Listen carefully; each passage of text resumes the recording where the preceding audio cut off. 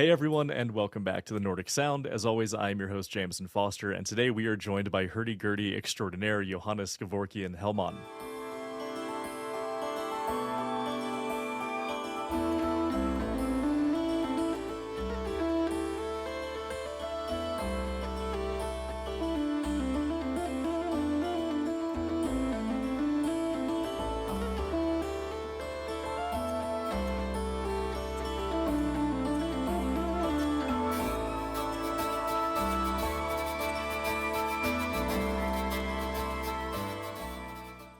Known for being as talented as he is adventurous and pushing the boundaries of what the hurdy-gurdy can do, Johannes has made quite the name for himself in the folk music scene, having represented Sweden at the 2023 World Music Expo in Spain, and winning the best album of that same year, I believe, at the Swedish Folk and World Music Awards, both as a part of his duo Symbio, who we will be talking about plenty today. We will also be talking about his recent album Migrations in collaboration with Maija Kauhanen, general hurdy-gurdy stuff, and so much more. So without further ado, Johannes, welcome to the Nordic Sound. It is great to finally have you, man. Thank you so much, Jameson, and thanks for that lovely and kind introduction. Nice to be here. Yeah, well, hopefully it was accurate. I always get nervous when I write up those introductions. I feel like I should send them to people ahead of time in case I say anything wildly inaccurate, but so far I haven't. I'm fine. I'm very fine with it. All right. Awesome.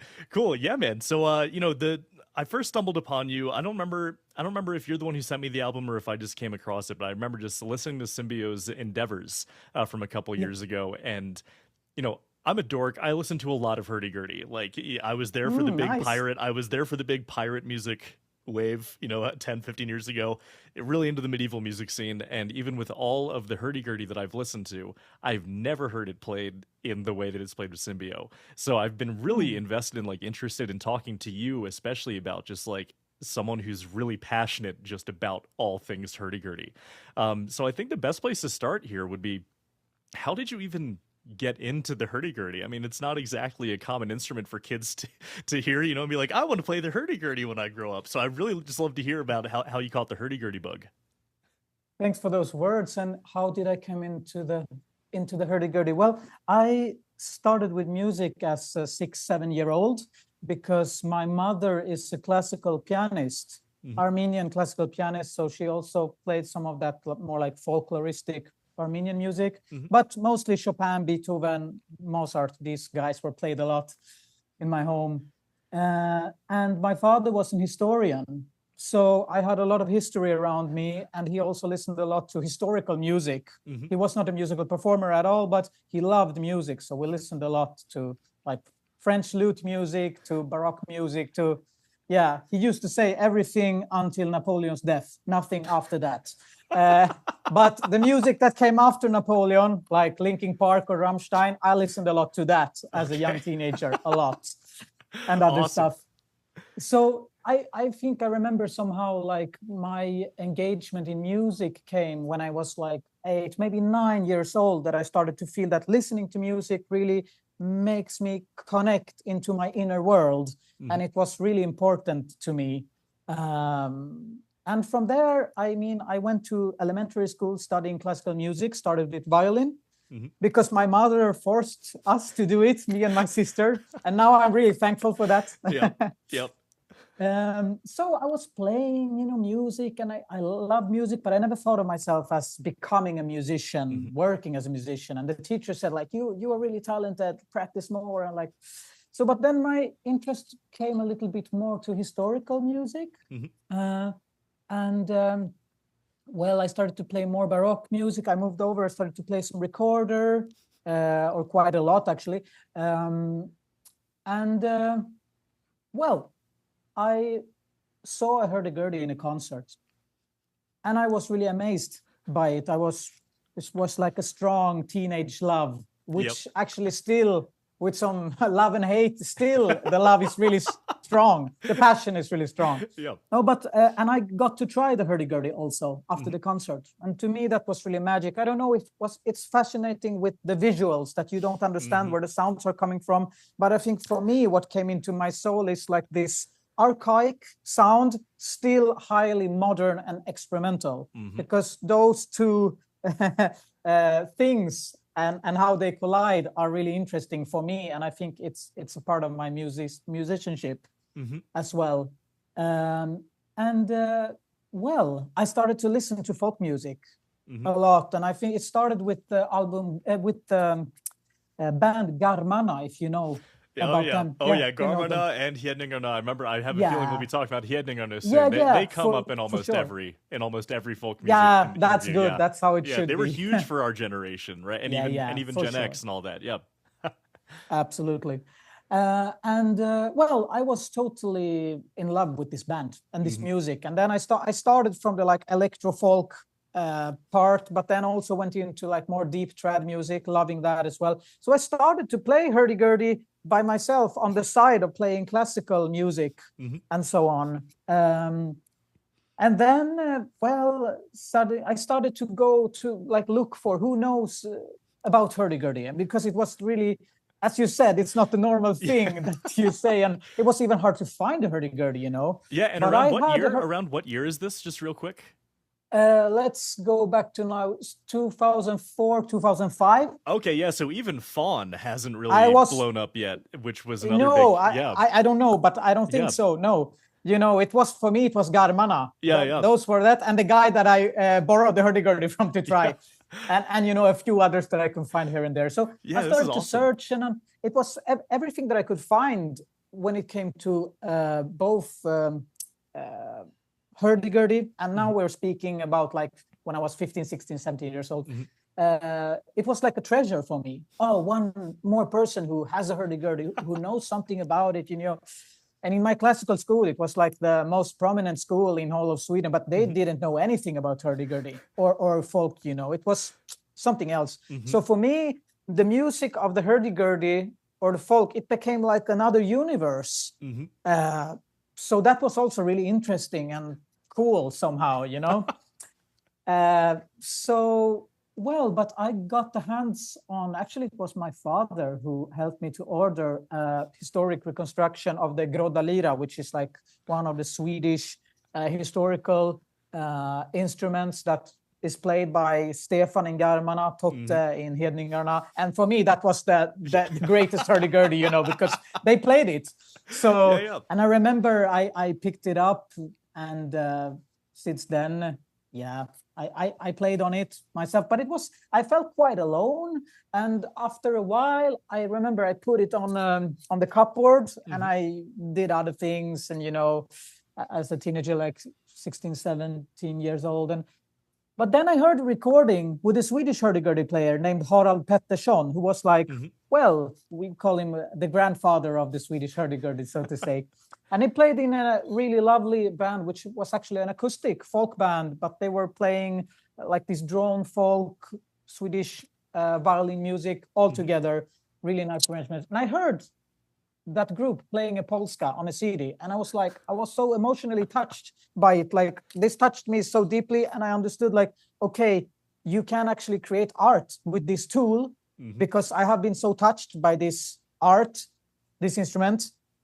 So I want to do it. So I took down the instrument from the cupboard. I started to play again, and then going to different festivals, playing with people, and just listening a lot to YouTube and like searching. And then I also came into the French music scene, where hurdy-gurdy is really strong traditionally. And also, of course, for me, quite early came this interest of the contemporary music on the hurdy-gurdy, and to find, really to express yourselves with the color of the instrument, the full colors of the instrument. That became somehow an interest for me. And in the end, it was my way that the instrument became like how I can express my artistic voice. That's it. When I was 18, I felt, okay, let's do this. I want to play hurdy-gurdy and music. And it was weird because it was really odd, but in the same time, I felt I have this passion, and not everyone gets to experience the passion in their life. I have that. Let's try it. And if anything goes wrong, I will fix that later. Yeah, man, that's awesome. I mean, like, I can feel your passion coming through it, like, just even as you're telling the story. And I just love, like, one of my favorite Mm. things about having a podcast for musicians is I just love seeing people like the way you are, just like getting really fired up talking about all this. It's just lovely. Just stop me if you No, need, oh, but thanks. That's good. I would not, because no. So this is you already brought up some really cool stuff about the hurdy-gurdy. I mean, like, all the way back to how you felt enchanted by it the first time you saw Mhm. it. Um, just that basic question of like, where's the sound coming from? It's like one of the only instruments that's played with a crank, at least a string instrument that's played For with a sure. crank, and like that already has so much mystique. And you mentioned that your mother played a classical piano, and so I'm assuming you're at least a little bit familiar with Schubert. Even Yeah, though yeah, yeah, yeah. even though he's after Napoleon, so I don't know if that was Yeah, allowed. yeah, yeah. But for me, I am really open to everything new, Yeah, yeah. So In in and in old. in Schubert's song cycle, Winterreise, Winterreise. it Yeah, yeah. ends. Der Leiermann is Yes. about like this hurdy-gurdy player that's like Yeah, is yeah. like sort of like foreshadowing the death of the main character.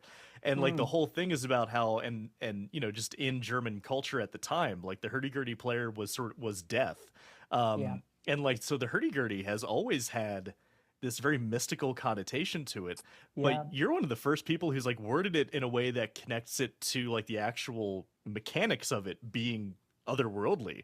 Like it's a very Mm, unique instrument, and yeah, the drone that it has along with just like it's eternal. That's kind of like the what it sounds like. You can play it forever. You don't even hear the bow strokes if you don't want to. But yeah, and then like I completely understand what you're talking about, that when you're listening to or when you get into an instrument like that, you also mentioned that you felt kind of alone. And I'm assuming that if you were in classical music school, if it was anything like classical music school here, you probably sometimes didn't even want to mention that you play the hurdy-gurdy or folk music in those circles, because mm. I remember my bass teacher, I told him I started playing in a bluegrass band, and he was just like, I don't want to hear it. Like Ah, I don't want to hear that ouch. you're like, I know. So he was very old school. He was very old Mm. school. So he was like, I don't want to hear that there's anything taking away from your practicing. Ah, Like that's yeah. how old school that is, right? And so yeah, those are just the first things But that what come to about mind. Yeah, music yeah, then? right. Yeah, yeah. Exactly, exactly. So I'm already getting a really strong image here of like what it must have been like to be a hurdy-gurdy dork in as a teenager in Sweden in a classical music school. Yeah, so I can Mm. see why you sort of like became so attached to it. And then maybe eventually you also were like, maybe I should try something else. But then your return to it, hearing a polska played on it, that was beautiful. And you're just like, you know what, maybe it's time for me to We pick are this thing back grateful. up. Yeah. Yeah, and I mean, what you're saying now, I mean, luckily, I understand what you mean regarding like some classical attitudes in classical Hmm. music, but I think really we are, and there is also some of that in folk music, like, oh, have you gone to a school?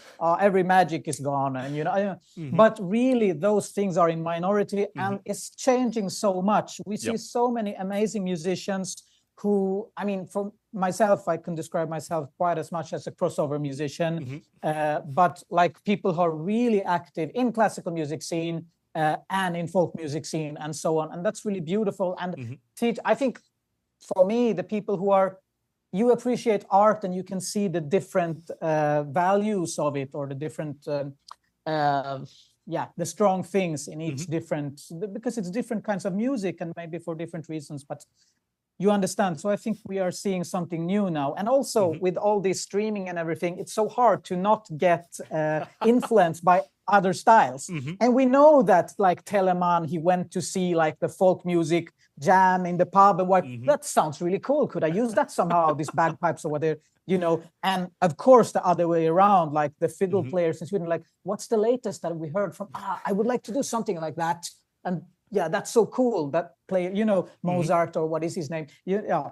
So Yeah, no, I mean, like the cross pollination that we're talking about has yeah, always been so common. I mean, like especially at least the way that I hear it from folk musicians, Swedish folk musicians, is the idea that the peasants would be overhearing the Baroque music from like the noble's yeah, manor, and that's why a lot of Swedish folk music just sounds very Baroque yeah, in a weird for a way. certain And time. but I also thank you for counterbalancing what I said, because that is true. So like my bass teacher was like 80 years old, so like that was just his Mm, generational thing. But you are right that in general, and I will say especially when I was at Peabody, like the idea is definitely opening up to encourage encouraging more a way more diverse and open-minded perspective on music.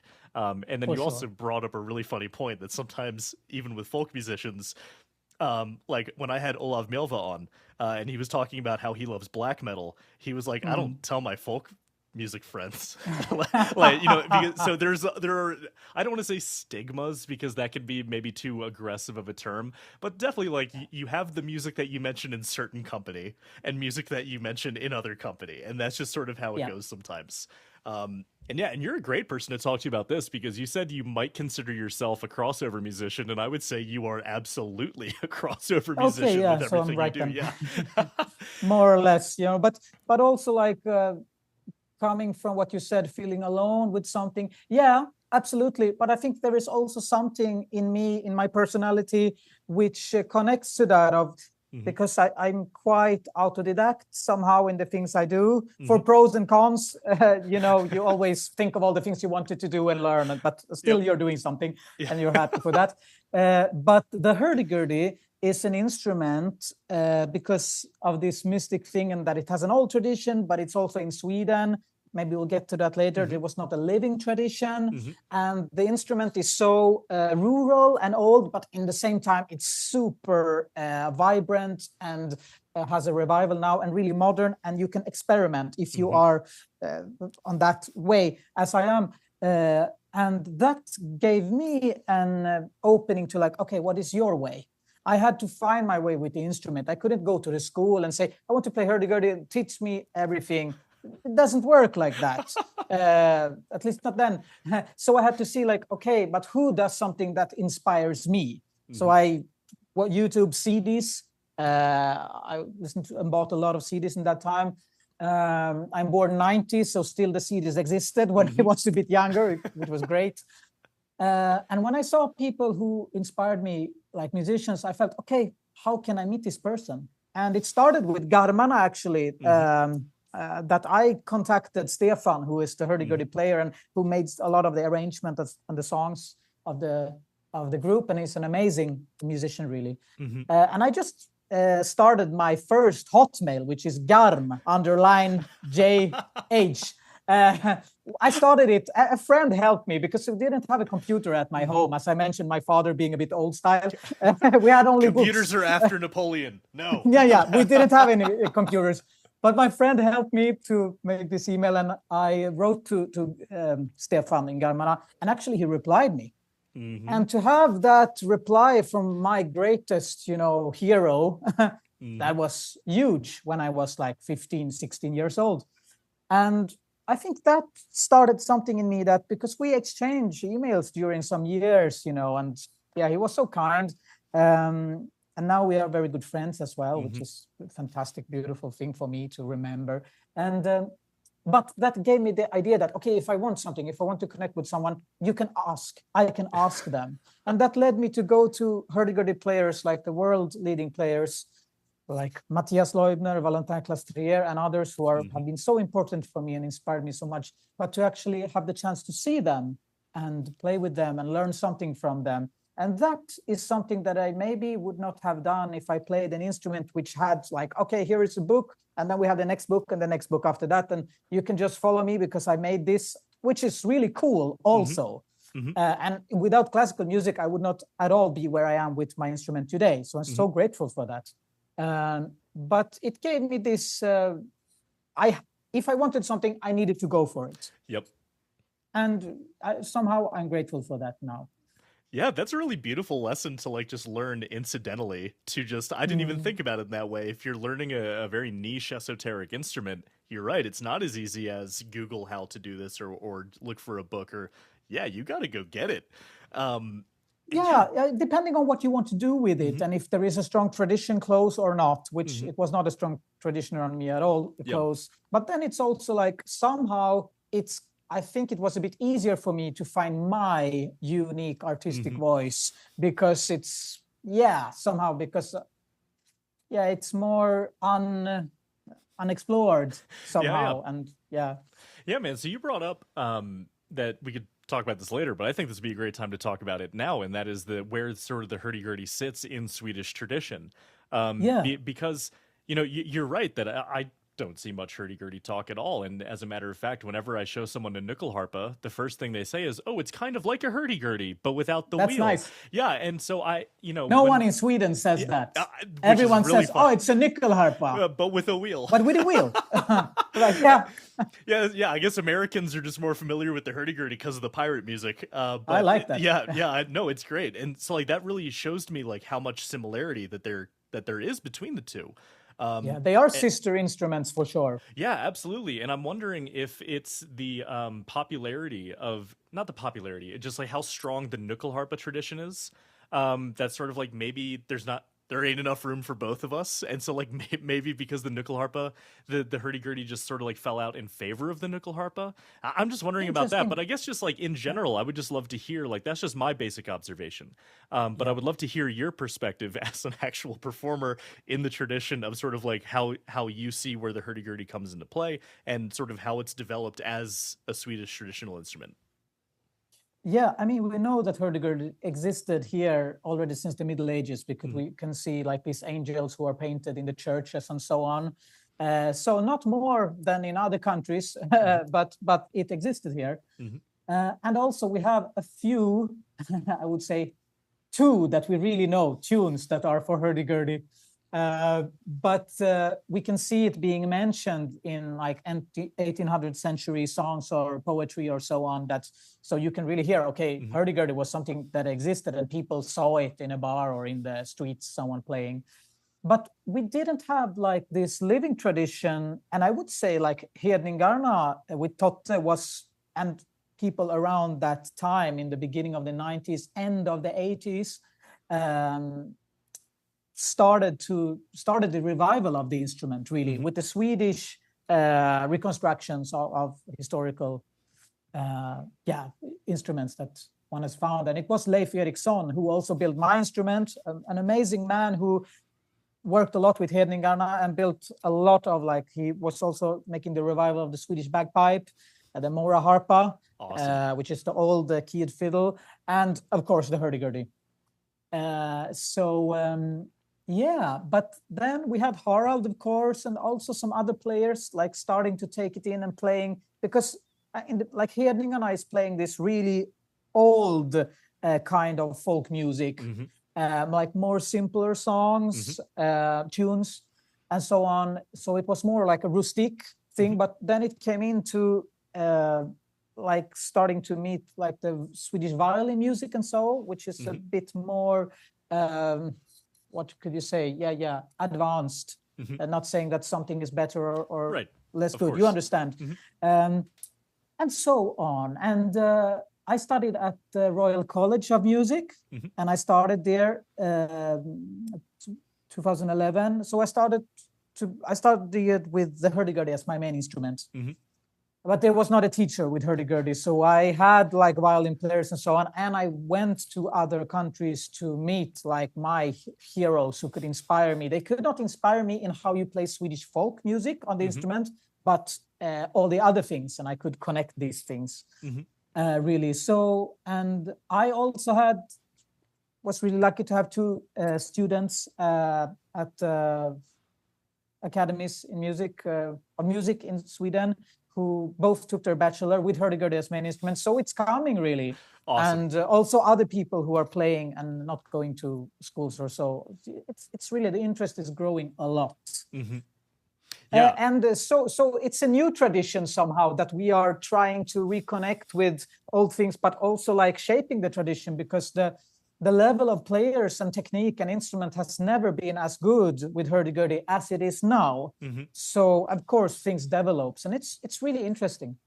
Yeah, man, that sounds great. I don't want to get too in the weeds with like music theory or that sort of thing, but there's just one question I need to ask you about that might be a little too deep for what I typically do in these interviews, but like Swedish dance music or folk music is very rhythmic and like accentuated, especially the polskas. You know, those accents need to be on just the right beat. How do you do that on a hurdy? Like, unless I'm really misunderstanding how you play a hurdy-gurdy, like I've never thought of the hurdy-gurdy as a percussive rhythmic instrument. So like, how do you, like, I'm assuming that might be a challenge with using the hurdy-gurdy. Interesting. Yeah. Yeah. I mean, in one way, it's. I mean, you have the crank, and you, with different nuances, you are controlling the dynamics and also the phrasings. But if you compare that to a violin bow, you don't have the same possibilities really for dynamics and emphasis or not or so. But it happens a lot in the way of playing the keyboard, like the phrasing and how doing. But apart from that, it is a very percussive instrument because you have what we call the dog or the buzzing bridge, which is this these rhythms, right. that we play, and they are very percussive. Or I mean, you can play them both in a percussive, groovy way, but also use it to reinforce the phrasing and the accentuations and the dynamics. So it's really you work with the keyboard and the left hand fingering and phrasing and the bowing. Bowing, cranking. We all wish we had a bow, but we only have a crank. And but then also a lot with the rhythms, especially if you play the dance music. I mean, or everything really. So no, that's awesome because I haven't been fortunate enough to hear a hurdy-gurdy played very rhythmically in person. Typically, when I see them played in the States, they're doing that really that dark medieval. Very lamenting, like a dirge or something like that. I've never had the pleasure of being able to sit in front of someone playing a hurdy-gurdy rhythmically. So I know the quack. We call it. Alyssa, my wife, calls it the quacking of that buzzing. I love it too because we're bird people. So whenever we listen to it, she just goes whack whack. Cool. So I'm now assuming that must be a lot more pronounced in person because it can kind of get buried. It can kind of get buried in a musical mix. Yeah, of course. And it's like really, if you listen to my music, like you mentioned Symbio or Maija, you will, when you know what it is, you will think of it really, because it's there more or less all the time and driving. Yeah, man. So let's talk about Symbio.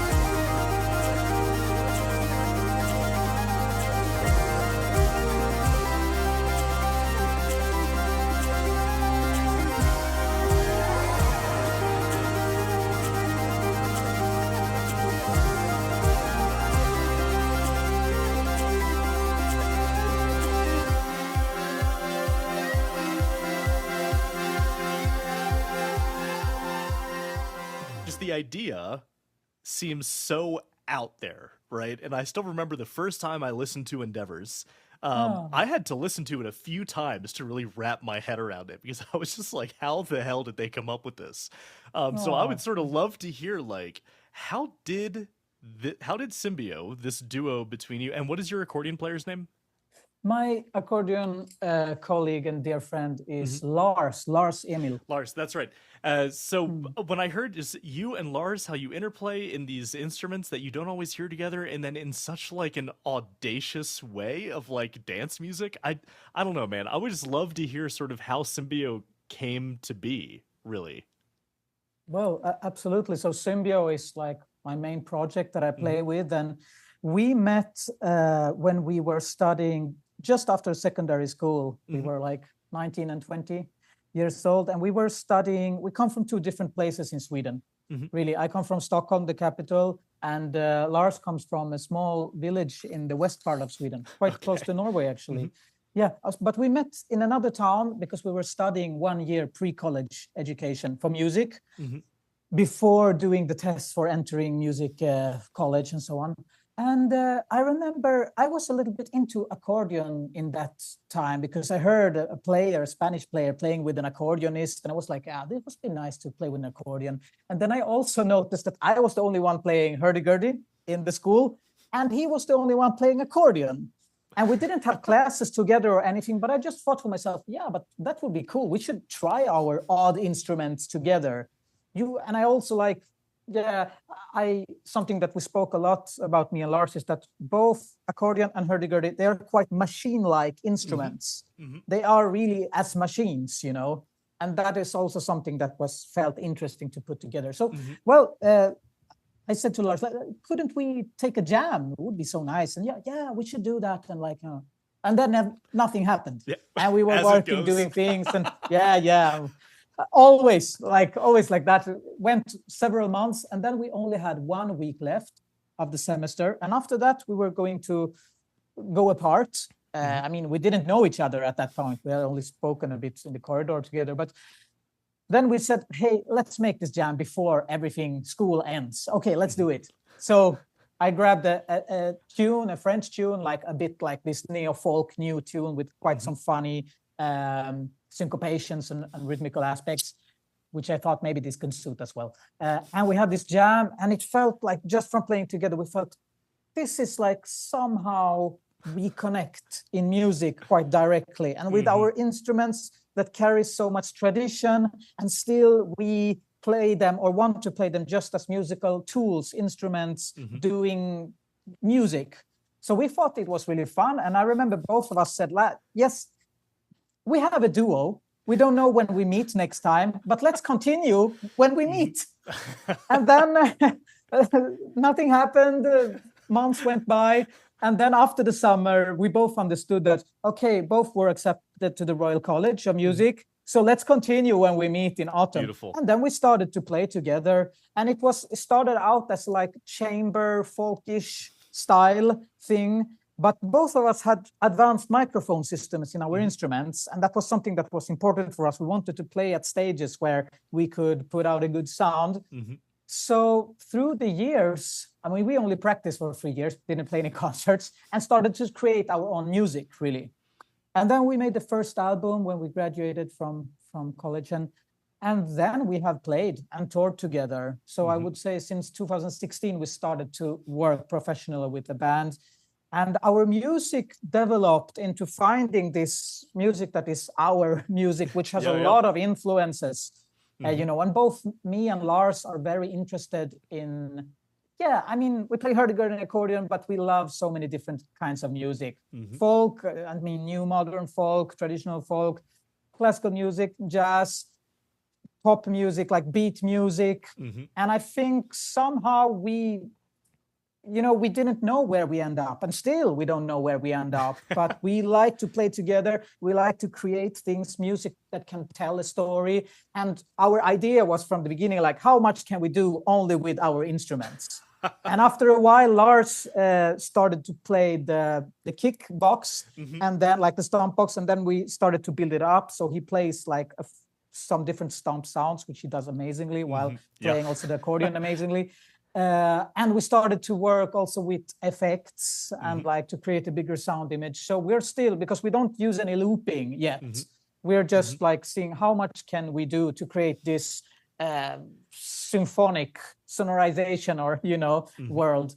And I think we are quite different as persons. It's funny because we are like an old couple because we spend so much time together, really, since years, because we were fortunate to work together, and it was also this decision to work, but also to tour a lot. We played 400 concerts at least, and we toured in more than 20 countries. So you understand, we get close. Different. Sometimes we feel that we are two different parts of the brain, really.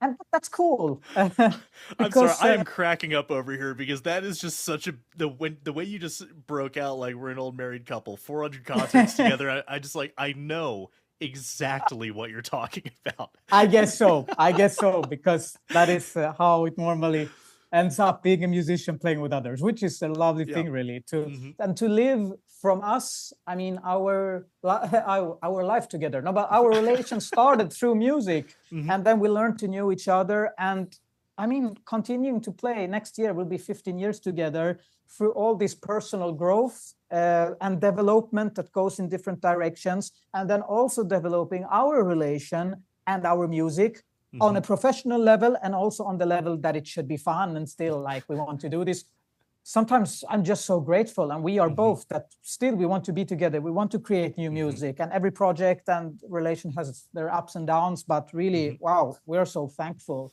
and that we could see the world together. As that. Yeah, it's. Yeah, I mean, like meeting your musical soulmate. I mean, like that's a powerful one thing. of them, Yeah, one of them, but really one of the strongest for sure. Yeah, sure. And then it does take a special amount of fortitude. This isn't something that normally crosses the mind of like people who just listen to music, but like it takes a special kind of fortitude to play 400 concerts with the same person, especially if you're just a duo. Like it's just you and him, and that is really a testament to like how invested you both are, because that's longer than most people are married. Exactly. Yeah. Well, I thought of it as well. Yeah. And it's just a thing that I think we give each other different things. As I said, we inspire each other in different ways. And together as Symbio, we bring ourselves forward. And both of us has other project also, but Symbio is really a main project for both of us. And it also takes some dedication and risk to put in a lot of time in a project to make it possible to live only from that project or play with it full time, so on. But I really think, and we are this duo that made so much by ourselves. We are, both of us are a little bit like that, maybe need of control. I get it. I'm the same way. I relate. So and it's like Lars Emil is a wonderful musician, but he's also an amazing sound engineer, and just the music, like he is one of the best mixing engineers that I know, and he mixes our sound. And how he learned, I mean, us together, but he's doing the real work of it. We think of the sound together and listen, but he is the one who knows and learned how to really get that happening. And there is no one who can mix my Hurdy-Gurdy so good as him. So, and that's fun. The poor guy needed to mix my instrument for more than 10 years, and now he's an expert in that. So that's great, especially because you were just talking about how, there wasn't a lot of people you could learn Hurdy-Gurdy from. I mean, sound mixing is the same way. Like, all of a sudden, he has to sort of just figure out how to make an accordion and a Hurdy-Gurdy fit together with these drum pads. You definitely have to reinvent the wheel for yourself, because there is no manual on that. For sure. So it's something that when we speak like, how's our next music going to be? And we say like, but we don't know, because this is exploration. We explored Symbio, and we have 3 albums now. The 4th is coming next year. And like, this is the world. We found a world which we feel this is ours. But still, we need, because there is not like, we're not playing in a musical genre which has like, this is how you do it, and this is how the ensemble looks, and so on. This is the symbiotic world. I mean, of course, it's just a mashup of everything we heard and got inspired from, but still. So it's really fun, and we're working on new singles now for the new album. Excellent. And that feels really, it takes more time than before, because you have already done quite a lot of things. And as I said, we do a lot of things ourselves. We worked a lot with booking, like putting things into text, and like, what is this music about, doing the mixing and web pages and videos. It takes time. Yeah, being a musician is so much more than just being a musician nowadays, right? We always talk about it. All of a sudden now you have to know how to edit videos. Now you need to know how to do marketing. Now you need to know how to edit photos. Like, all of a sudden you're a videographer, a photographer, a marketer, and then somewhere in the middle you find out, you remember, oh wait, I also have to do the music. Yeah. So that's like where we are balancing, but more and more we are working also with agents in other countries, so on, which helps a little bit. And also, well, it's a process, but we are happy to still play, and we have a great energy to do it, and we feel that we found some really nice things that touches us, and we're playing quite some gigs and festival gigs this summer, and it's always a joy to sit next to the other one on the stage and feeling, wow, we're doing this, and to meet the people who hopefully and from experience get touched by the music and tells us this meant a lot to me, and that is the greatest salary we can have. So excellent. This is the last thing I want to ask sort of about this before we are going to mention the tour. I'm dying to know, you represented Sweden at the World Music Expo. Folk music, especially in Scandinavia, has a history where, like, in the recent decades, it's really opened up to be more embracing of progressive stuff, right? But I want to know, like, what did it feel like doing the kind of music that you do and representing Swedish folk music with that? Because especially with, like, you go back to even just like the 70s or 60s, like what is allowed to be called folk music is a lot more rigid and the gates are a lot higher. And so especially it was not just when I was listening to you guys and thinking like, wow, this is really different. When I then saw, 2 years ago you played at this expo representing Sweden, like especially hearing how this duo came together, like in the hallway, like how that must be otherworldly that you start out doing this music duo with your friend and all of a sudden you're representing your country at the World Music Expo. Like I would just love to hear anything you have to say about the experience of doing that as not a typical traditional folk music duo. Anything you have to say about that, I'd love to hear. Well, I mean, I think Womex is like this place that brings, I mean, folk and world music today is so broad. It can go from electro beat folk with folk roots, to like this really like a mouth harp player who's playing amazing, like, tunes on that.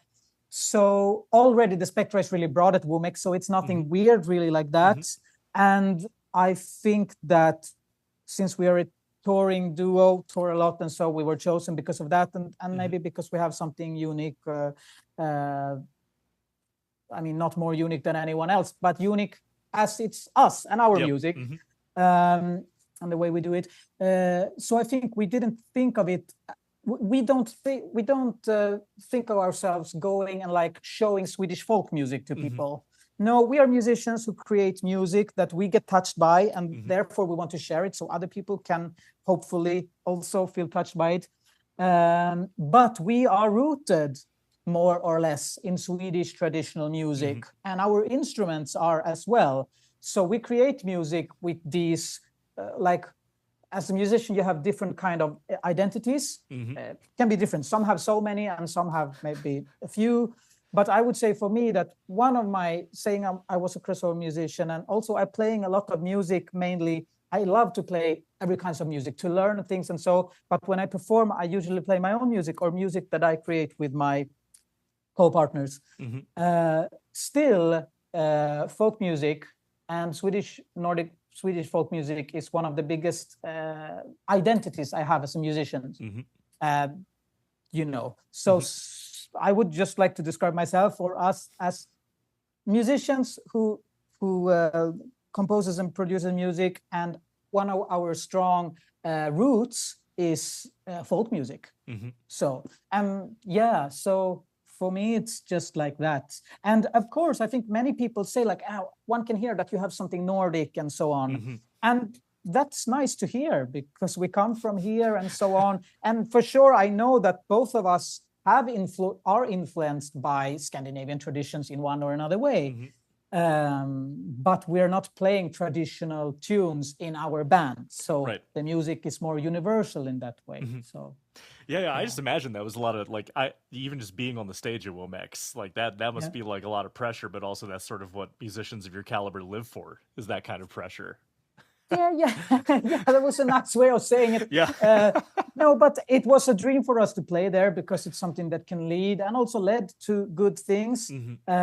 And actually, we had a really nice gig because, of course, we were nervous, thinking that don't screw this gig up now, myself, I mean, or, all of us thinking like that. But we didn't. We had a really nice time, and we could feel that no matter where this takes us, we had a good time, and we played from our hearts to the audience, and many people said it afterwards, what more can you do? Awesome, man. So you have maybe potentially a US tour with Symbio? Yeah, we have. Not absolutely. I wanted to tee you up for it so you could talk a little bit more about it. It's our second US tour, and it will happen starting 23rd of September in Washington, D.C., actually. So it will be 3-4 weeks. So we look forward to that. We have not been there since 2022, so it feels like a long time ago, and but we're really looking forward to that, share some new music, and meeting audience. Awesome. Are you coming anywhere near Denver? No one ever does. But are you? No, actually, from my small brain, what I can remember, I cannot remember that. But Yeah. no, it will be mostly like East Coast and also Midwest and Cool. so on. Yeah, But they'll love you out there. we hope so. We hope so, and we hope that we will come back many times. So we're Yeah, for looking sure. forward. It's a long trip to go to the U.S., as you know. Yeah. But And I a mean, lot of but we work need, I and- mean, like, not to get too political, but we need people from other places to come and play music now more than ever. Like, Yeah, we I mean, really, it's yeah. special times, really. Also for us, I mean, the whole process with visas and Oh things my was God. different since before. But we can't. When we were in US last time, we connected with so many wonderful people, persons, both organizers and audience. So we're just looking forward a lot. Yeah, 'cause And I know. think this exchange between people from different countries, I mean, people from different countries can be much more alike than two people in the same country or even the same city. But still, we need those exchanges between people and culture and so on. So I think that's really important. Yeah, I mean, that's a big part of why I do this, is like sort of create an avenue for people to have that kind of cultural exchange. Because I remember when I had Alakar on back in... Oh, great guy. No, he's wonderful. He was my very first guest. I don't know if you know that. Like 2 years Oh, ago, no, I didn't know. he was the very first guy to be like, "All right, I'll take a chance on this bald American." Okay. but Nice. I had him on again around the time they released their last album when they were touring the U.S. And for them, they had the added awkward dimension of being Danish in a time when the whole Greenland thing was happening. Yeah. And I remember that was at the front of their minds, like, okay, all of a sudden it feels really political to just be Danish in the United States right now. And I remember he mentioned the same thing, just wanting to come to the States and be like, Danes aren't that different from you. Like, we're all people, we have this music. And I never really followed up with him about it after the tour, but I remember that was something he was really hoping for, was that their music could be a way of, like, again, bridging that gap, not just being the... Yeah. And that is what is the possibilities of art. And I would say music, for us, it's the first art form, because we're musicians, that it really can create those bridges between people. It can also create a lot of other things, even bad things. I mean, but you understand, we have that possibility. And I really think we live in a world, and I guess maybe we always did, but especially now when everything comes so direct to us, social media, we can interact with each other and read news directly. And you can see how strong polarity is created between people who are from different regions or countries or have a different political view. And I think what is important for us always to drive humanity forward and ourselves forward is the dialogue, and to find something in the other person where you can see, but I also have a daughter, or I also had a mother who said, and that connects us. That connects us much more than the diversity or the things that you understand. And then, of course, sometimes we need to have arguments because some things we think that this is not right or this is not okay, but still we can respect the person behind those ideas and so on. And I mean, I want to learn. I want to understand every person that I think, how can that person think like that, or that was bad done? I want to understand, why are they doing it? Most people, I think they are trying to act for things they believe are good in one or another way. And we have a different background. And, I heard this beautiful saying, I don't remember from who, but if I had the same DNA as you, if I had the same upbringing as you, the same background, I would understand you completely and why you are doing as you are doing. So I think sometimes we need to remember those things, because now it's so easy to like, those people are bad, or they are stupid, or they are like, some people are acting stupid. I can honestly say that. And hopefully I don't do that too often, but it's usually a background story to understand why. And we live also in different, in the same world, but in different, small worlds, so to say. Yeah, so, man. It's important. Absolutely. And music does do such a, I mean, you said it perfectly, where, you think you're so different from other people, and then you have this mutual experience of like, wait, my mom used to do that, or, my family used to do that for this holiday or whatever. And now all of a sudden you're connecting, and music, at least for me, has always done that on such a basic level, where it's just like, I like this melody. I didn't know it was from this corner of the world that I didn't know anything about, or maybe even had a negative opinion of. And that's been one of my favorite parts of teaching music appreciation at CU Boulder. Is one of the most rewarding things to me, honestly, is the 1 week that I teach African music traditions, where I still have so many students who think that Africa is just a giant desert. And like that's insane to me, but at the same time, like they're teenagers. It's just like that's how media portrays it, right?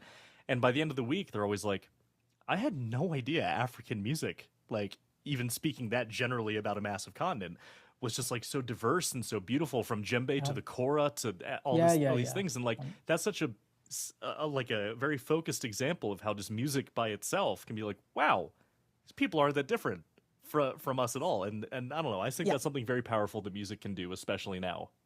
Yeah, for sure. And art and music is about somehow telling human observations. And it's when we share them, and somehow it's a language of its own.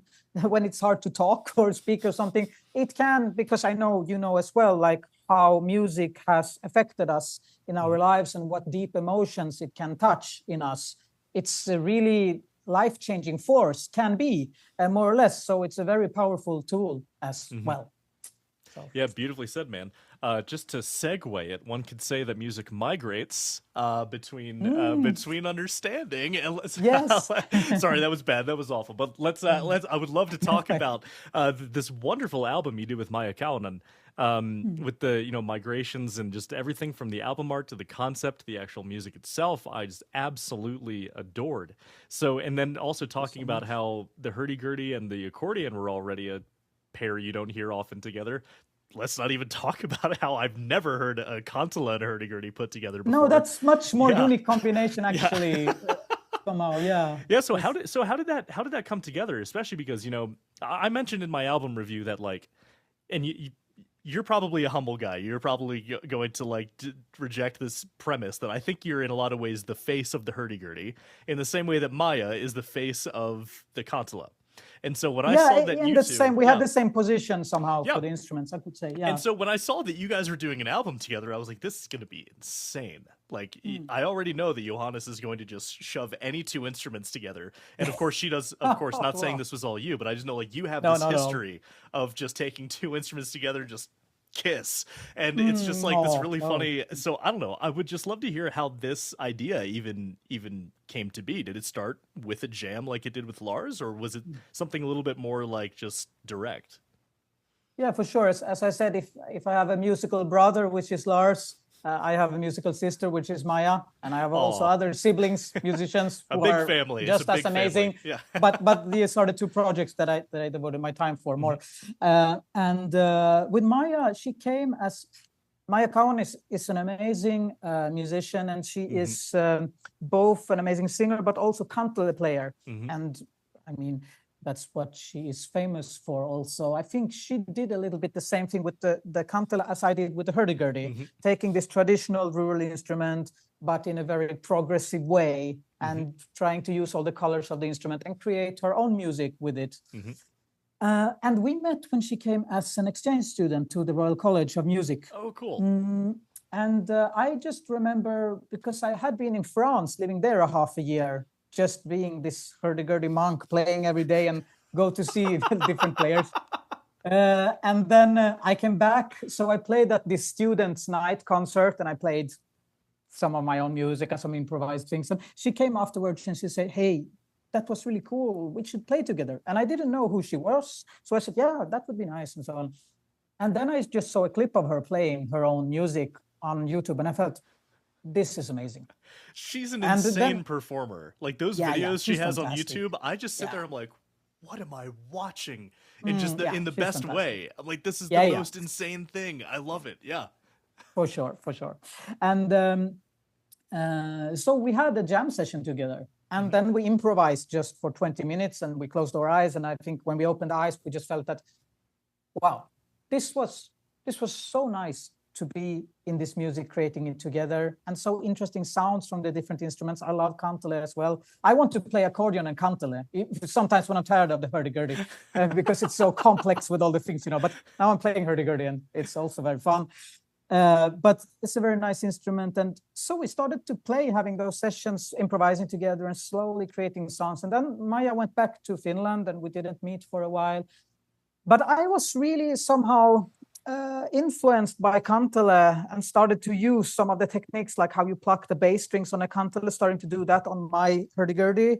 Awesome. Like playing bass harmonies in the same time. Yeah, I think that's something that is a big part of my way of playing hurdy-gurdy. So and cool. that was really inspired by kantele, both from Maija and from Pauliina Syrjälä, who is an amazing avant-garde kantele player, who is Maija's old teacher. And she happened to be at the concert as well. And she came to me and said, you should come to Finland, to the Sibelius Academy. So I went there 1 year and we started to play again. And then our careers went, we were in different countries. Maija plays a lot with her solo project and also her amazing band Okra Playground, which is really great if you haven't checked it out.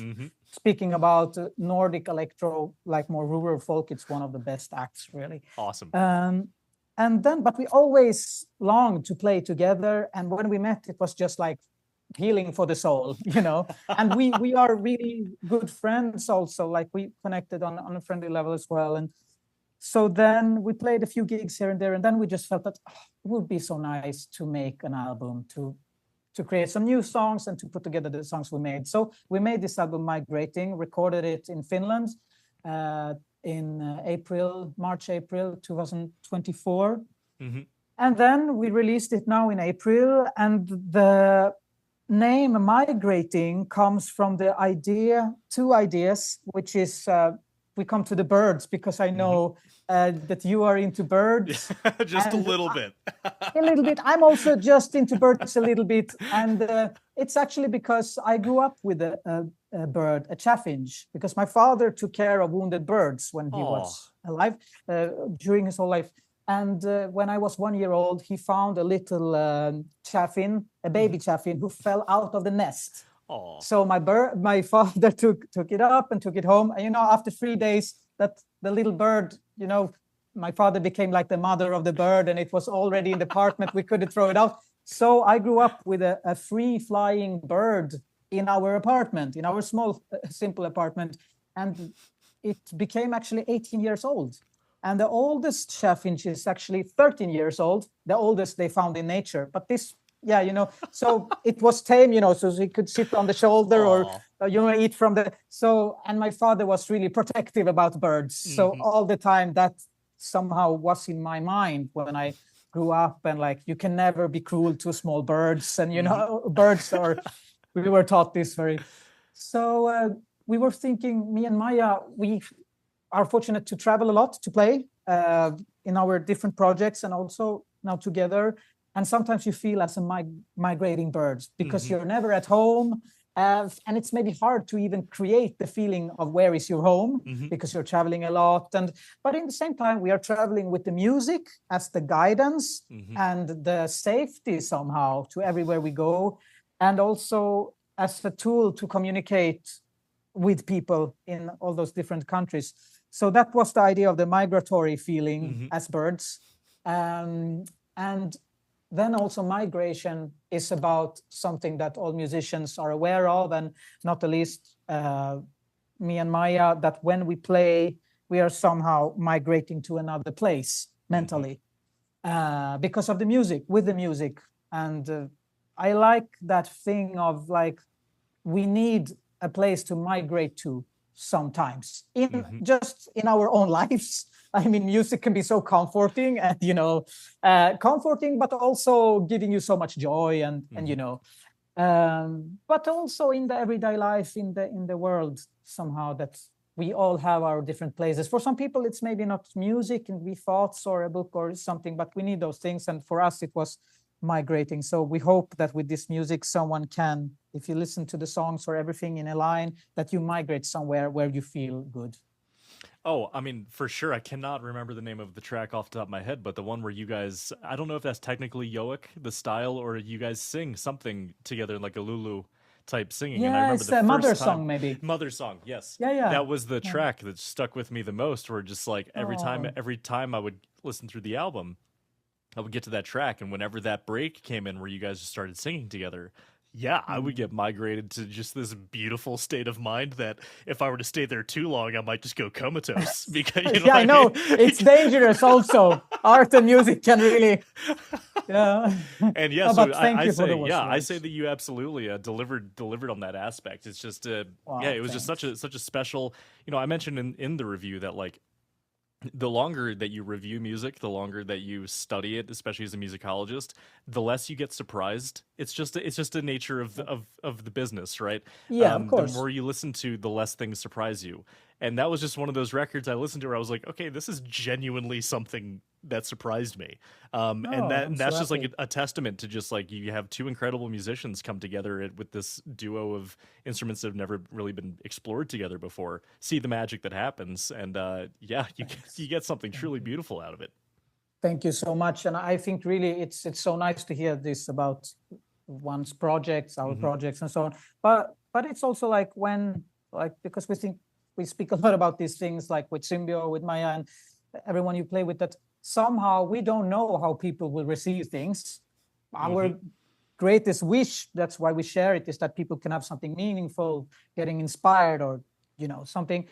But we need to make music that touches ourselves, Yep. and that is also Hmm. sometimes a challenge. And like you said, that if you have been doing things, you get sometimes tired of yourself, but still you need to remember like what is the magic, and just there is so much beauty sometimes in the simple things as well, which we Hmm. forget because we want to improve ourselves, and we want to do, and that's also important, always to strive for these different things. But so what we can do is to try to find something that we like together, and Hmm. then putting it out in the best way that we can for that moment, for that time. As a CD is a document of time, and then yeah, getting it out. And when people really get something from it,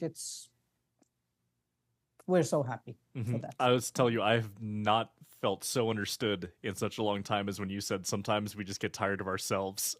Yeah, yeah, I That's mean, why I I got, cracked up. I was like, oh my God, am I familiar with that feeling? Like, yeah, you know, you I spend mean, so much time with your own thoughts. You're like, what are you doing? yeah, But no, but you bring up, you know, something that's very important. And I would be surprised if this didn't come up in every single episode of the Nordic Sound so far. Is just the importance of making music for yourself first. yeah, Because to yeah. me, I can always tell when someone's making music for someone else because I can just Mm, feel targeted in a way. Like yeah, I was just yeah, like, yeah, yeah.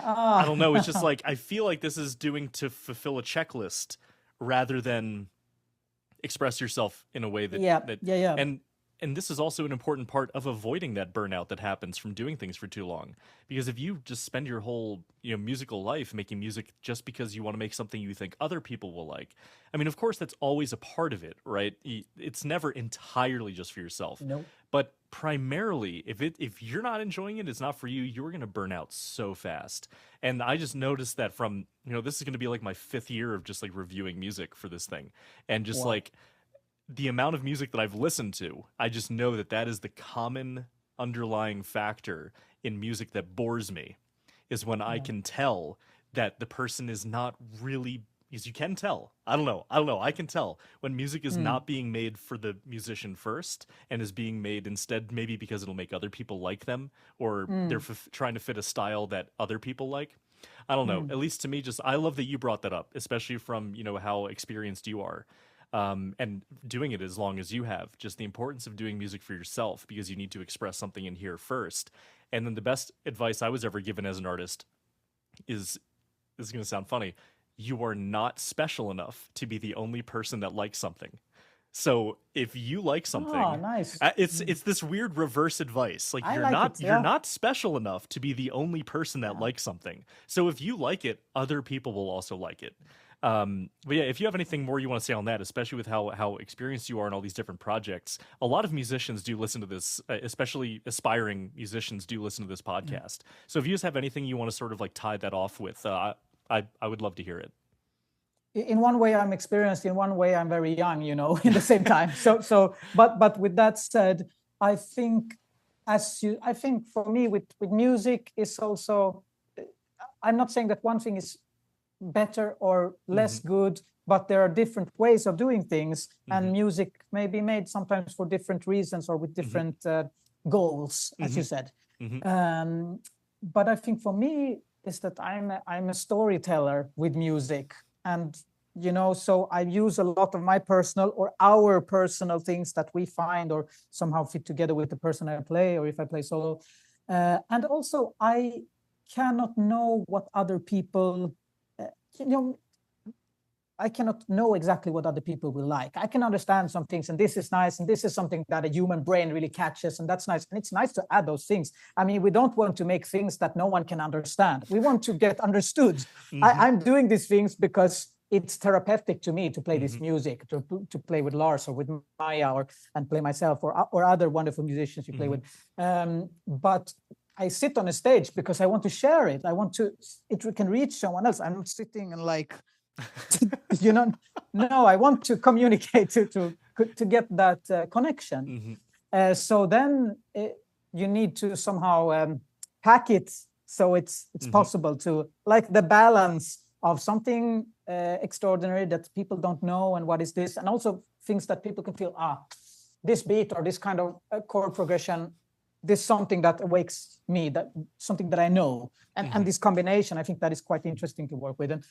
But then also the last thing I can say for myself is that if I do something that I feel is resonating inside of me, then I feel that this is something that I feel is true or genuine to me. I want to do it and put it out. And I can play it in a concert, and maybe I didn't practice enough or something, and it doesn't go as well as I want. And then I can be super sad and angry at myself sometimes, or disappointed, so on. But still, I have the feeling that, okay, I still believe in this, and this was what I wanted. I need to work more and get better, or practice more, or work with the sound in another way to get to the result I want. But if I do something that I feel, I try this because he said that other people will like this, or I should do like this. It's not really me, but I do it. And then it doesn't fly. I lost everything. I don't even have myself. And then it's I don't know what I'm doing this anymore for. I can do something else because there are also other interesting things, So just for me, it's like that. That was very beautifully said, man. I mean, like, then you don't even have yourself. I don't know. I just think that was very poetic. And also you just brought up the most important thing, at least of all, especially as an ethnomusicologist, is just like music is always a social thing.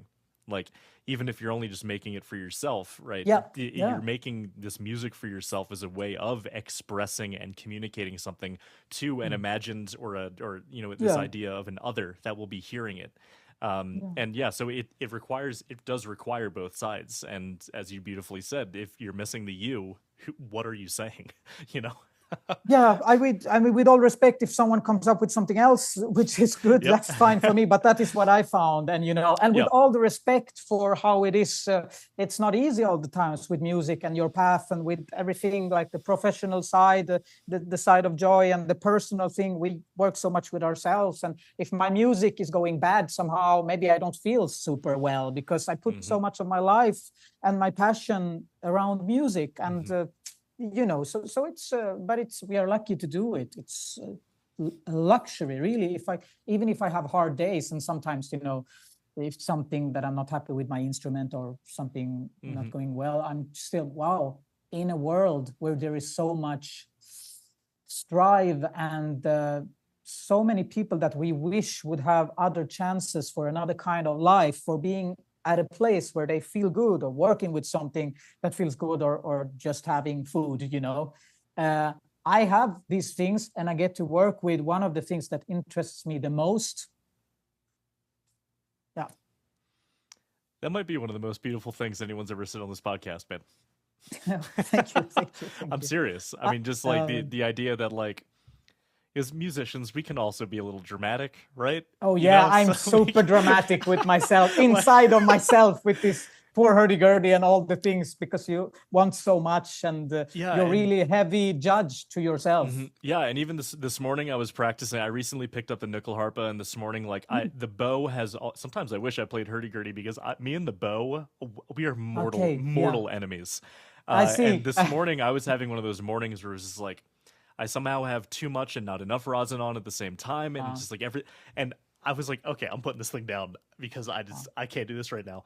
But then, like, that idea that you just brought up, that, like, with everything going wrong and like with all this struggle and with so many people, really suffering, I have a lot of black metal musicians on this podcast, and they're always the first to say the world is a cruel place way more than it's a beautiful place. And that's a very heavy metal thing to say, but like it is, yeah. the idea that like with everything going on, I have the luxury to be upset with my music right now. I don't know. I think that's a beautiful perspective. I really do appreciate you sharing that, because that made me stop and think for a minute. So like, damn. It's like no, but I really believe that. But also saying that sometimes I'm like down and depressed because I'm not happy with my instrument. Because or it's things. us. I It's mean, a part of us. It's really and it means so much to us, and all the time you see the potential that but it's just a thing like that. But yes, I always wake up after a while like, okay, but remember, okay. Awesome, man. Yeah. So, before we wrap up here, you teased some kind of solo work to me, and I would just love to give you the opportunity to say a little bit more, especially like maybe if I want to frame it in a way of, I always operate under the assumption that whenever a musician does a new kind of album, they walk away from it learning something about their own musicianship. So I'm sort of like assuming that maybe you walked away from the work you did with Maija, or maybe the recent album you're working on with Symbio, with like this. Maybe how are you taking maybe the things that you're learning from these recent projects forward into whatever solo work you might be doing, if there even is an answer to that, or you can just go somewhere else with it if you'd like. I would say that for me, I mean, my musical path has been working very close with a few people in long relations, like both Symbio, almost 15 years soon, and Maija, 10 years, and also Garisim, my first band, which still exists. We worked for many years since we were young, and other people I play with. But also, I developed my solo project in 2015, 16, 17, when I was studying just the year before I went to Finland and in Finland. And I wanted to create, because I was very influenced by these amazing, my old Hurdy-Gurdy heroes and mentors, Matthias Leubner and Valentin Classier, who are amazing solo players with the instrument. And I also am very inspired by Maija Kauhanen, who is also an old mentor and teacher, accordionist, and other, like Paolo Angeli, all these people who create their world. Maija as well, like soloists who speaks with their music. And this is also something that is a big part of my musicianship. I love to play solo. It's a different thing from playing together, but it's somehow you are the person who turn things yourself, and it's deeply therapeutic to play just with your instrument and your voice. And also in that way, in that project, I explore a lot, like what can I do with the sound palette, the instrument. I found a lot of ideas of how I use the instrument and sounds and techniques to play like bass lines or chords while I'm playing a melody or like I'm singing. So the project existed for almost 10 years, but that's what you said, like when I was like waiting for, maybe I will do it with this next instrument. And then I was lucky to have a lot of work with Symbio and my other groups or content or projects that were just not regular, but here and there. And the solo always comes last because I am the person who needs to take responsibility and put it, But I play a few international solo gigs now and then and so on. But all the songs are ready, actually. So it's really time for me to do it now. And I think for the next year, I think I've been working with myself and all the things so much that I feel let's go and do this. I'm waiting for some things with my instrument because I'm a bit of a perfectionist with Hurdy-Gurdy, which is good in a way because you come to new things, you break limits, but it's also not the instrument you should play if you are a perfectionist. Because this will drive you crazy. Yeah. Exactly. I was the same way with the banjo. I mean, the banjo is a really bad instrument to be a clawhammer banjo that I play. Like that thing is so twangy, so many percussive things can just fly out of place. And like that's an instrument that I was just like, this is challenging every millimeter of my perfectionism. Is this friggin' clawhammer banjo, because it has a mind of its own. And I'm assuming with all the mechanisms in a Hurdy-Gurdy, it's probably similar. Yeah. I said that I'm a dramatic, but I can't imagine many musicians who play an instrument which has so many, doubts. but also possibilities. And also it's something beautiful for me, like in my solo project or when I play my instrument all over, but in the solo especially, like the hurdy-gurdy can do some things which are really unique for the instrument, and with some things it's so strong and clear and like idiomatic. And I love to do these things. On the other hand, I love to do things that are not idiomatic for the hurdy-gurdy. And sometimes you find things that are like, okay, this barely, it just works, but close that it not working.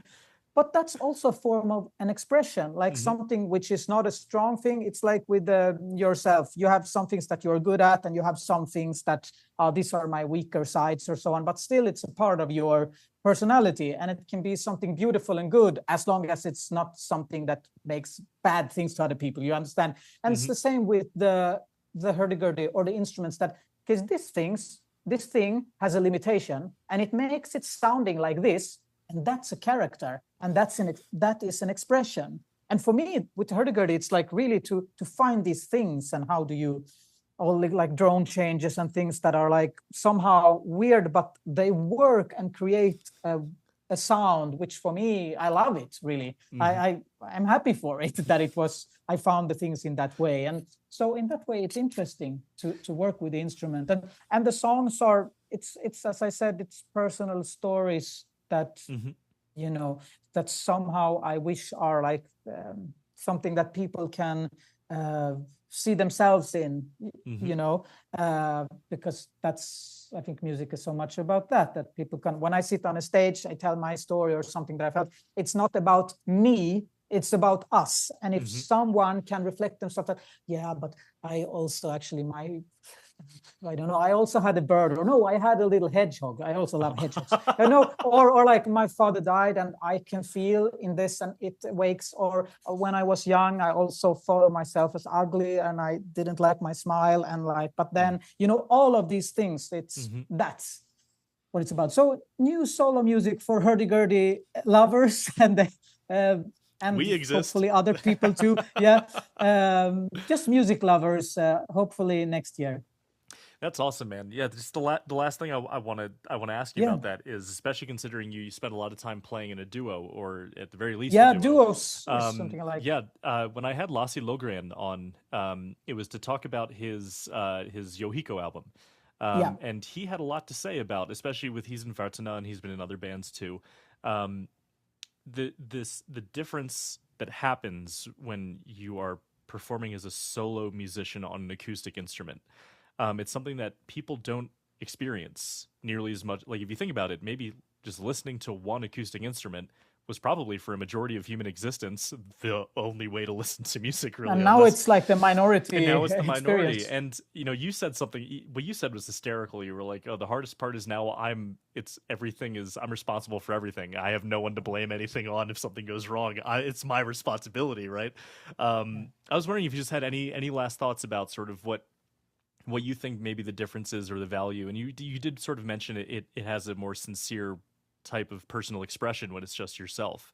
But I guess, like, especially as a musician, or maybe performing, where do you see sort of like the value or the significance in having the ability to just play by yourself, and then also listening to other musicians, or having people listen to what you are without Symbio, without Maija? That's just Johannes up there that we're listening to. Nice question. I would say it's not more sincere, because it's sincere, but it has to happen in dialogue with someone else all the time. So it's both of us in one or another way, and how we layer together and so on. But then it's just you and what comes from you and your instrument. And I like this idea of I'm playing an electroacoustic hurdy-gurdy. It's acoustic, but with an advanced mic system, and I use that a lot and so on. But I like the idea of just being a person who happened to have this, in my way, a very funny wooden box instrument or another instrument, and take this instrument and somehow tell a story or show a part of yourself. If you're sitting on a grand stage with thousands of people in the audience, or if you're sitting on a little chair with just two old people in a village, playing for them. And somehow it's the same, more or less, thing, like with the solo. And for me, it's just, I love to feel the breathing that I have when I'm playing myself. And this breathing exists absolutely in duo or trio, everything, all the time. But here it's so evident that the way I breathe changes everything, so to say, and how I turn the crank and how, and just being in that my own world, and also connecting with the audience, and just this instrument, which is with all the things that it can do and things that it cannot do, but somehow I have to be so grateful for this tool coming into my life and what it meant to me as a person, and also what kind of life it gave me. And it's a nice relation to explore, I love to play solo. Doesn't say that I love it more than to play with others, because I don't. I like both. But I'm fortunate to have the interest in doing both, because some musicians, they are like, oh, I'm not playing solo, that's not my thing. And they're amazing ensemble musicians. And people are so different. Some people are like really the ones who they play in a duo or trio or a band, and they are like the person somehow supporting a soloist, or they are just amazing in the way of being an ensemble musician. And some people are more like, I think in my way, I'm a good ensemble musician. I want to believe that. I hope so. But I think also somehow, because I play a quite melodic instrument, and also just that I like to work a lot from personal stories, that I have this soloistic way of myself also. And so I want to explore both of them. But it's a lot of work to really do the things. But it's something precious. Beautiful, as playing with others. I said it many times now, but I really appreciate both of them. You want to make sure Lars isn't listening in like, I don't think he likes me anymore. But no, I'm always afraid for people that they think that I don't like them anymore. But he knows me, sure, and he knows really good. And also, he's doing the mix of Migrating, so it's always with me. You're still not totally alone.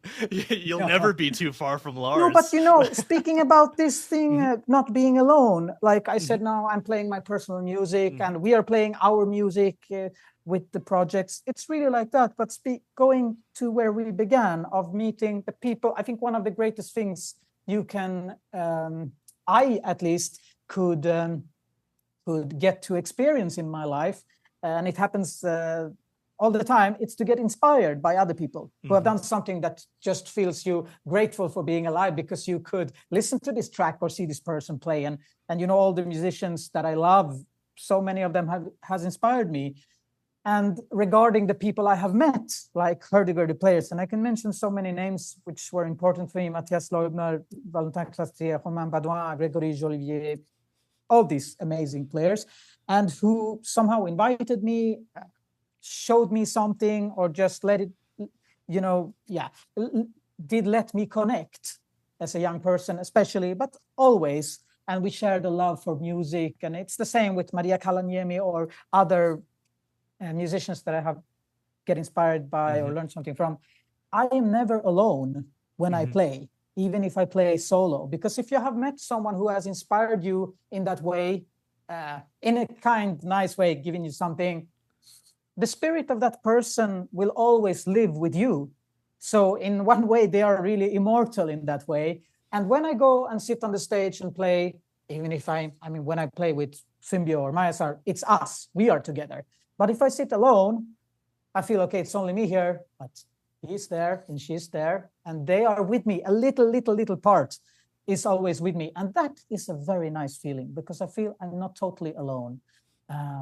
Not that I'm afraid in that way to be alone on stage, not at all, but it's a very powerful feeling to feel that, okay, but this is somehow, this music is mine and it's what I do, but without this or that, so I wouldn't be here. And all the influences, it's a melange, it's like this mix that goes into us. So yeah, I hope I make myself clear what I'm meaning. Very, man. I mean, we're ending this one on a very, you've brought up already two really profound ways of looking at the spiritual side, I'll call it a spiritual side of performing music. And this is, what you said before you even started talking about this really interesting thing of you're not really alone, because by virtue of participating in a tradition, you're just one stop along the way.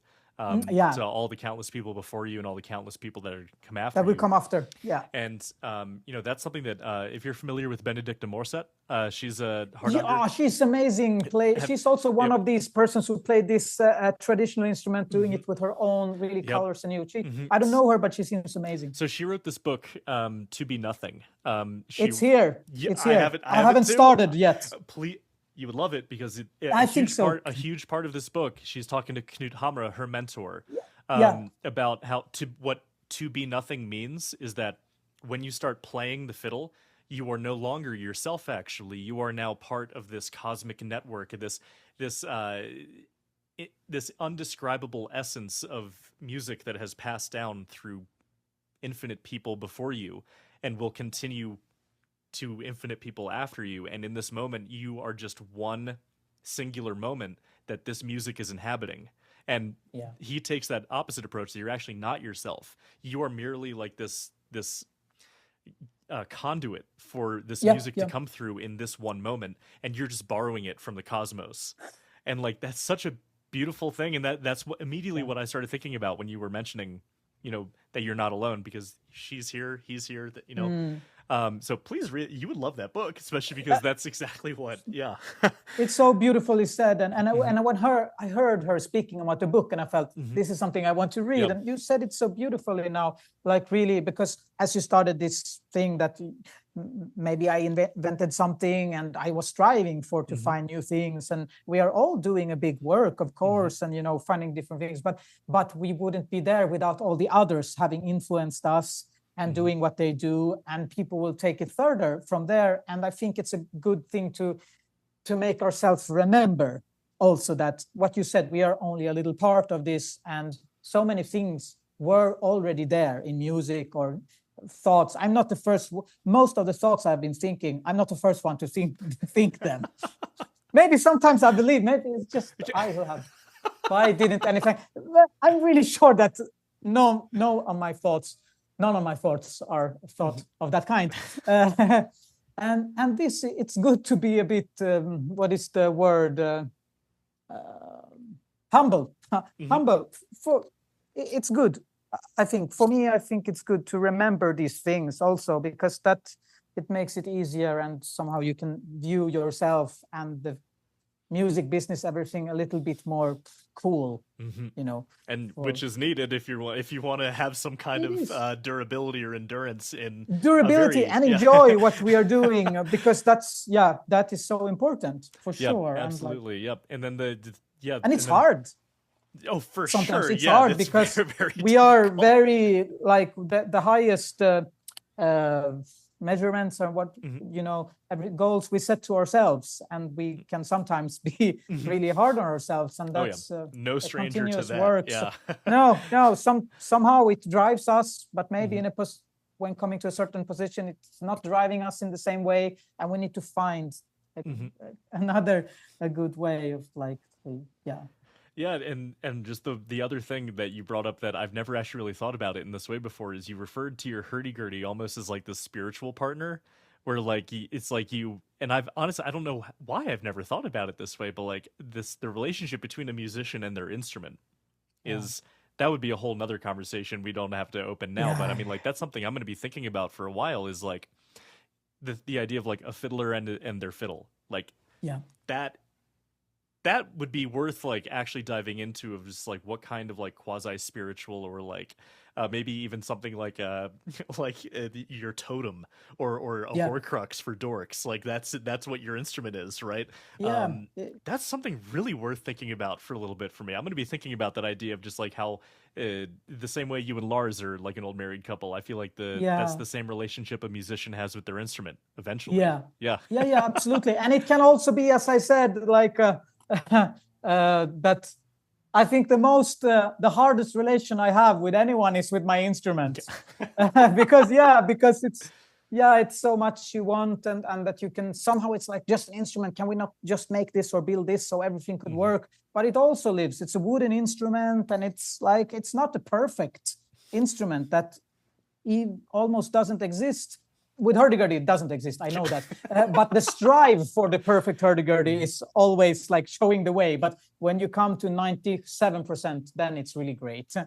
But still, it's a strong passion. It was so funny because the national Swedish radio made an interview with me just a few months ago, and it was headlining the cultural news, like in the. And then I happened to say something about like hate and love relationship with when I was doing the interview, and I said like, this guy made like a 50 minutes interview to me, and this thing is like 2 minutes. And then when I see the headline, it's like Johannes Geworkian Hellman tells about his love and hate relationship to his Hurdy-Gurdy. And I was like, oh no, I love my instrument, but you know, sometimes it's hard, and I don't want to be seen as the person who has like this love-hate, because I'm really not like that. It's not sensational enough if you don't. Oh my God. You know, and then I said it to Lars. He said, yeah, I heard the interview. It was really nice. I said, yeah, but you know, this headline, I was so sad I didn't want to share. He said, yeah, but Johannes, that's really you. You have a hate-love relationship to Hurdy-Gurdy. That's not you. I mean, what's you? And then I also felt that, yeah, it's a great passion I have to music and also my instrument. And passion is something beautiful, something joyful, but it's also a kind of suffering. I mean, passion, the word, and that something is so beautiful. It's so beautiful that you suffer from it, as you can suffer for a love or something. And the Hurdy-Gurdy, the music and the Hurdy-Gurdy happen to be my tool in music. It is like that. Mm-hmm. So it's a strong passion. And now I'm really happy to stand for that there is some hate and love, but it always ends with love. You are such a romantic. Like, you know, Beethoven would be proud of that spiel you just gave of the suffering of passion. So? I do. No. I really think so. But Johannes, it is honestly, this has been like not only an inspiring, but like a very profound conversation that you've had today. It's just like I don't know, just there's so much here in this conversation that I'm going to be thinking about for quite a while and like reflecting on as not even a professional musician. I'm, you know, at a point where I decided to just music do it for myself, but like there's so much in this one conversation here that just like I'm gonna be chewing on this one for a while. And I do really appreciate, you know, I am pretty humbled myself that you've come on the, you know, world champion in like 2011 or something. You won like the championship of Hurdy-Gurdy, or some kind of like there's this like French French solo. I won it, but I mean several people have won it, and it's stupid to compete in music. Everyone knows that, but when I was there, I was happy to do it because it was a cool thing, and my idols were in the jury and they liked what I did, and. Yeah, you understand. I'm bringing it up just to explain the fact that, like, just the fact that knowing that this podcast started as this dinky little thing I was doing for fun, and now, like, 56 episodes on, I'm getting to talk to musicians such as yourself. Like, it's humbling to me, and I do really appreciate you taking the time to come on here and talk about all of these different topics that have gone from just, you know, sillier things to, like, some really deep, introspective and reflective conversations just about the nature of being a musician. I just really appreciate you taking the time, man. Thank you so much for your beautiful words. And I don't want to reuse the word humble to drive that to craziness, but I just feel humble when you say, because there are so many amazing musicians and so many musicians that came much more far with their instruments and so on than I feel I did myself and so on. But I'm really happy to seeing and living life through music, and to be a person who can be asked to be in the podcast and so on, and to have things to speak about. And thanks for your beautiful work with the podcast. I have just seen a little bit, but I know you did so beautiful reviews of Symbio's Endeavor and Maija's and mine Migrating, and you just feel when you have that review from a person who is deeply connected in the music and who wants to on all levels, like as a musicologist and also just the feelings, the emotions that the music makes, you get so happy that there are still reviewers like that. And the little things I saw from your podcast with your generosity and always this warm joy and so on, I'm thanking you for your work and for having me in the podcast. I needed to hear that, man. Thank you so much. Because Thanks. being a guy's promoting music appreciation in the U.S. right now can feel like a really masochistic job. So Yeah, I yeah. really, so I joke As with a Melissa. hurdy-gurdy player, I can relate to the masochism, That's great, but man. also No, the joy that it brings. exactly. No, but thank you because it's I get a lot of fulfillment out of sort of introducing this kind of music to people who otherwise wouldn't have heard it, and so I do it for you You guys, and know, I do it for myself too, and so it's just this mutual. It's kind of like a symbiotic relationship between the yeah, people yeah. who write about music, the people who write music, the people who all this, and yeah, that's the And the people who ecosystem that we listen. rely on. Exactly. Yeah. So, man, And what you yep. said, just to not take your time, but you Mhm, said something about like sometimes you feel really down and mhm. you're doubting. And it's so much about speaking about art and like there is so much, so many people. I think all people are artists in one or another way. And some of them I are agree. trained professionally, more or Mhm, less, and to perform it to others. But as we said, speaking about making art as to tell human observations by doing something, it's so much about having or deciding for the courage to show it or to do it, mhm. because so many things stays inside the computer and you shut it down and it never went out to the world, or the podcast never happened because I was so would be so nice, but no, and it's so hard, Mhm. and I understand all that because Yep. it's very normal and we do many different things in our lives. But I think that let's remember that it's about to be brave also, and it's brave when you Mhm. do it, and hopefully many of us can be brave to do the things we want and that we feel inspired to do and wanting to share it, because usually people are just happy to take part of it, Yep. that other people are doing these things, that you Mhm. are doing this podcast, and the geeks who are into Nordic folk music or Nordic music, and the people who will get into it, or just music lovers, they can get access to that. Mhm. That wouldn't happen if you didn't do it. And that's the same for all music that is shared from all musicians. So on. I will stop Well, talking now no, because I thank you, talk a brother. lot. I appreciate that very much. So yeah, Cool.